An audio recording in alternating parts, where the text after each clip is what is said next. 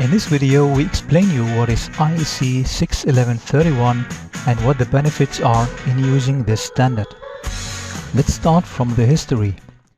Before this IEC standard came up, many different programming languages had been used to program PLCs.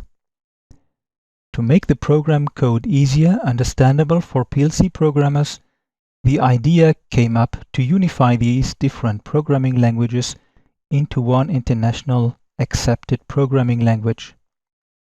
This led in the year 1996 to the Open International Standard IEC 61131 for Programmable Logical Controllers, also called PLC. Currently, the third edition of this IEC standard is valid, which was published in 2013. Generally, the IEC standard covers 10 parts, as we see it on the slide, but we want to concentrate only on part 3, as it is the most important part for PLC programmers.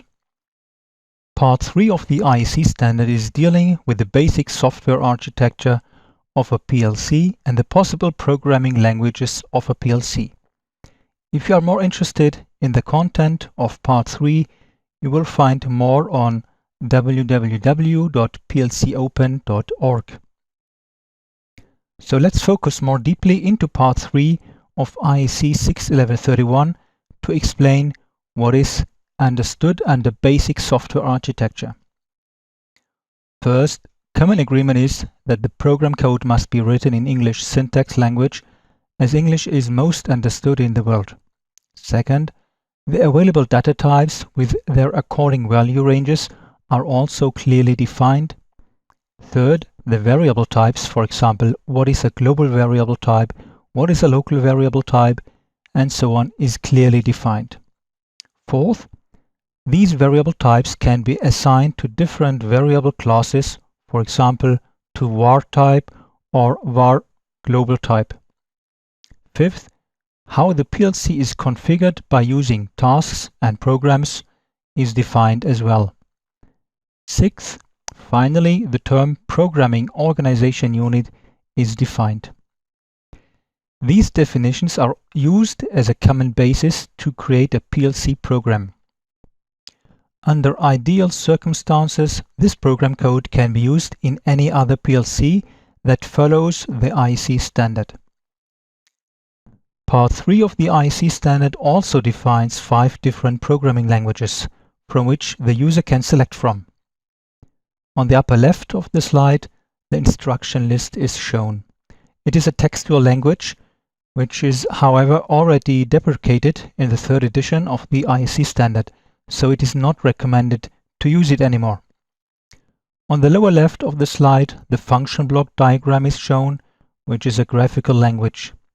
Next to the function block diagram, the ladder diagram is shown, which is a graphical language as well and widely used. The fourth language is called structured text, a textual language which is mainly used to program complex algorithms in an efficient way. Programmers who are familiar with C language will be able to quickly understand this language. The fifth language is the sequential function chart, a graphical language which can be used to visualize final state machines.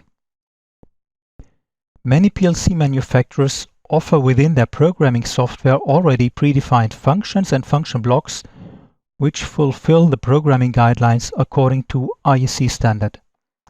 This guarantees an easy and efficient way of programming.